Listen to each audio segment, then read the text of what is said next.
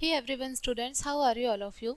सो बच्चों, आज हम अपना इंग्लिश में चैप्टर नंबर 3 पढ़ने जा रहे हैं और हमारे लेसन का नाम है ए नॉटी शेफर्ड, यानी कि एक शरारती क्या चरवाहा।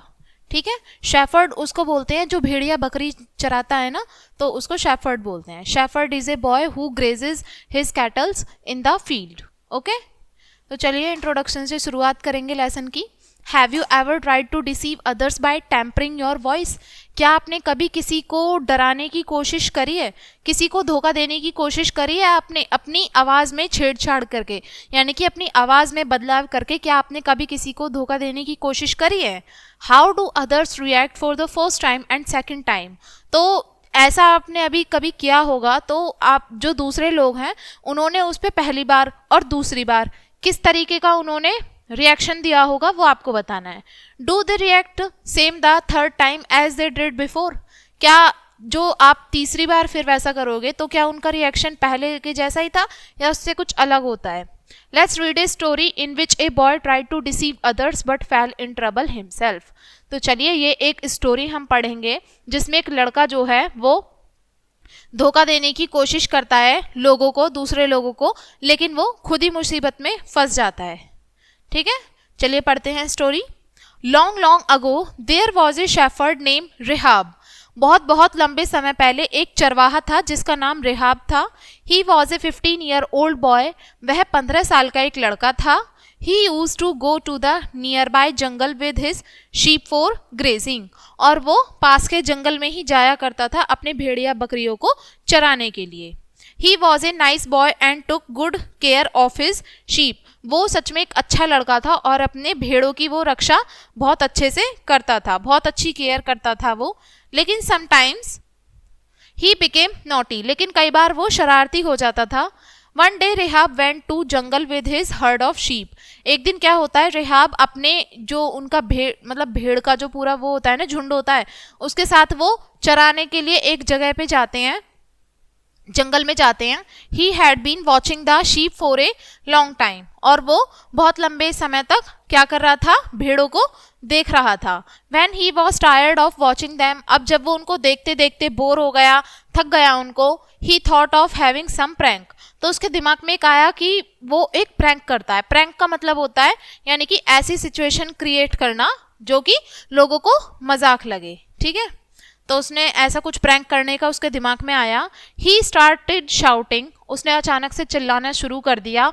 Wolf wolf, he shouted as loud as he could.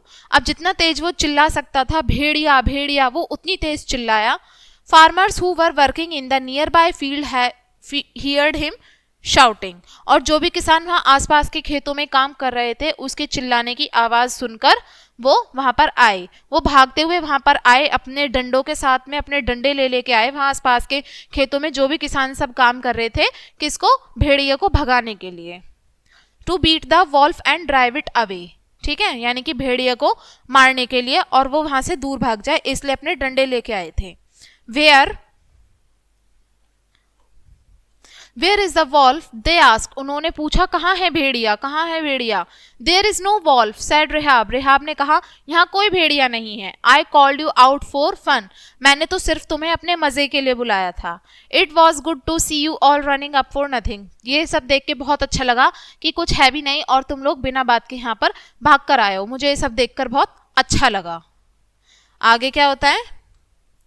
After a few days, he again shouted, "Wolf, wolf!" The farmer come to save him with the stick, but they again come to know that the boy played a prank. अब कुछ दिनों बाद लड़के ने फिर से ऐसे ही prank करा, वो फिर से चिल्लाया वॉल्फ वॉल्फ। अब जो वहां पे किसान काम कर रहे थे वो उसको फिर से अपनी स्टिक लेकर के आए थे, लेकिन दोबारा से लड़के ने उनके साथ में मजाक कर दिया। यानी कि जब वो दोबारा से आए अपने लाठी डंडे लेके भेड़िए को भगाने के लिए, तो फिर से वो लड़के का मजाक ही था, वहां पर कोई भेड़िया था ही नहीं। एक्चुअल में वो लड़का उनके साथ में मजाक कर रहा था। द फार्मर गॉट एंग्री, अब इस बात पर किसान बहुत ज्यादा गुस्सा हो गए। दे वेंट अवे एंग्रीली, और वो सभी वहां से गुस्से में चले गए। Next day Rehab went out with the herd of sheep. अब अगले दिन जो रेहाब था वो अपने जो उसके भेड़ों का जो झुंड है उनके साथ में जा रहा था हमेशा के जैसे ही जंगल में। When he was watching them a wolf indeed केम।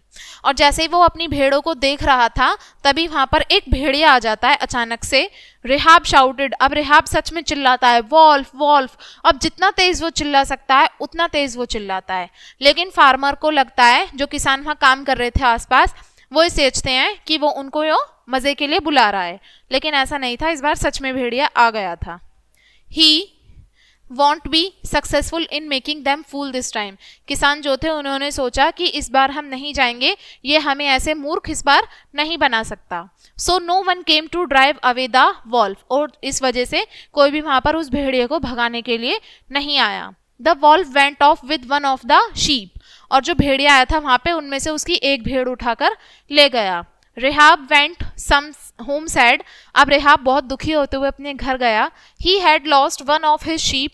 अब उसमें से उसकी इतनी सारी भेड़ें थी, उसमें से एक भेड़ कम हो चुकी थी। His father scolded him. उसके जो फादर थे उन्होंने उसको डांटा, डांट लगाई उसको।